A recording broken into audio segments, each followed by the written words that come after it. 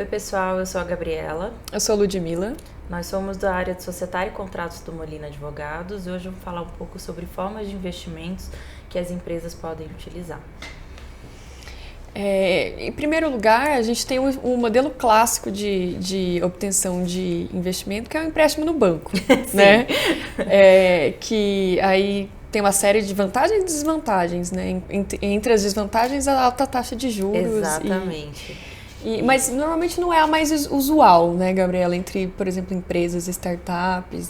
Eu acho que para as startups, né, em geral, é mais fácil você buscar esse tipo de investimento, né? Mesmo que seja um empréstimo mais pessoal, com algum amigo, família, alguém que tenha um capital que queira investir num novo negócio, porque os bancos é isso, né? Eles requerem um relacionamento, tem taxa muito alta, às vezes é mais vantajoso para empresas maiores. Exato.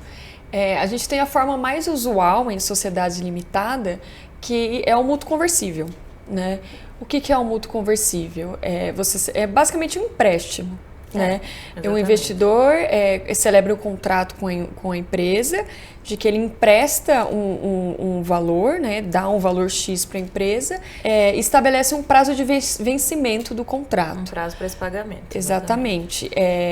E ao fim do prazo de pagamento, ou também a gente tem umas hipóteses de vencimento antecipado e evento de liquidez, mas, via de regra, ao fim do prazo de duração do contrato, o investidor ele tem duas opções.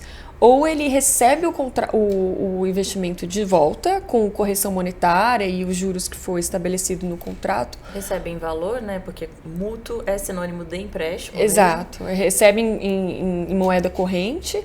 Ou ele pode adquirir ações da empresa, né? Ações ou cotas. Que seria a parte do conversível, né? Você converte esse empréstimo em participação societária, por isso que chama mútuo conversível. Exato. E os critérios do que a gente chama de valuation, para saber o quanto desse dinheiro vai ser transformado em quantas ações, tem que estar estabelecido no contrato. E o mútuo conversível ele é a forma mais usual, né? Como eu falei, de investimento em sociedade limitada. Por quê? O investidor ele dá o dinheiro para a empresa, mas ele não se torna sócio ainda. Então, ele não tem nenhum tipo de obrigação com a empresa.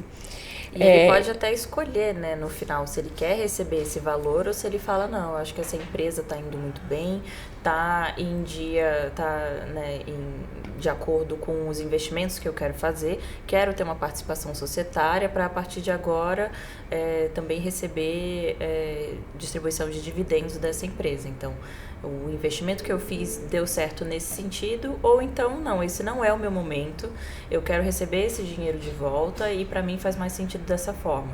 Essa possibilidade de ter essa opção é muito bom para o investidor e também para a startup, né? Exatamente. Você pode criar um relacionamento, você pode ver se o investidor pode ver se aquela empresa faz sentido para ele, se aquilo está alinhado com os objetivos dele. Porque a partir do momento que ele converte, ele se torna sócio, né? E sócio tem uma série de direitos e obrigações. Exatamente. Então, você tem o direito de receber dividendos, você tem o direito à informação, você tem o direito de votar, mas você tem também responsabilidade de sócio.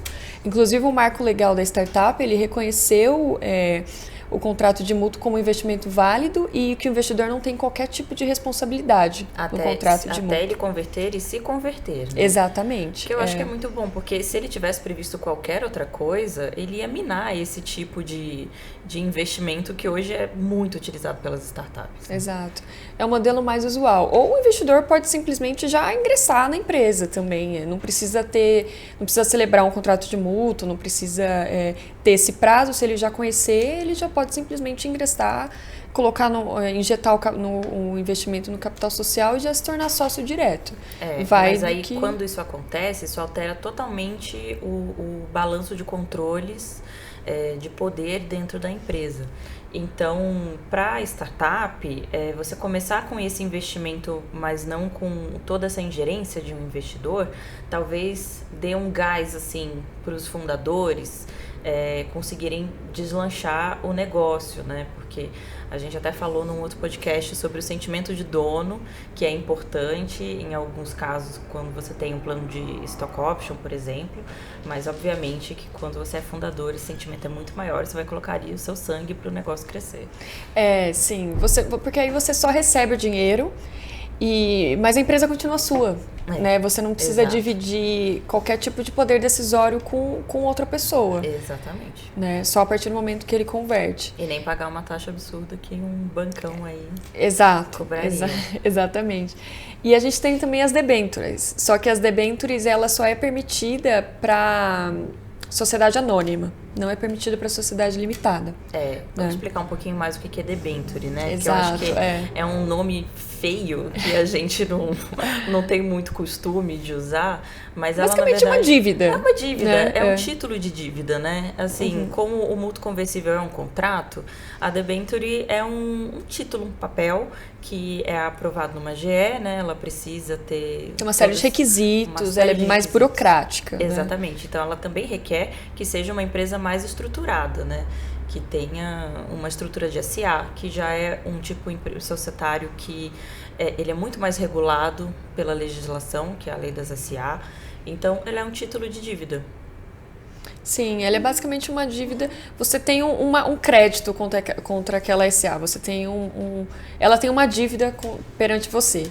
E aí, no final, você pode também ou converter esse investimento em ações, essa dívida, né, em ações, ou você pode receber o dinheiro de volta, com toda a correção monetária e os juros que tem que estar estabelecido na escritura de emissão de debêntures. Porque qual que é o passo, né? A gente precisa, a SA, ela precisa ter uma GE deliberando a emissão das debêntures, precisa ter uma escritura de emissão de debêntures, onde vai ter quantas debêntures são, quais são as séries, se tem garantia, se não tem.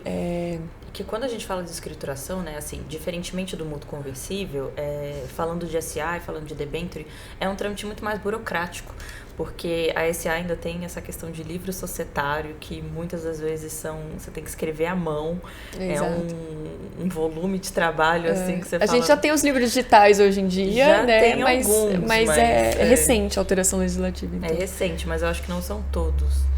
Então, debênture é uma coisa que você tem que ficar escriturando, toda SA tem que ter, você vai mostrar esses livros para, enfim, bancos e relações com investidores, eventualmente, se você for participar de uma due diligence, então isso tem que estar escriturado lá.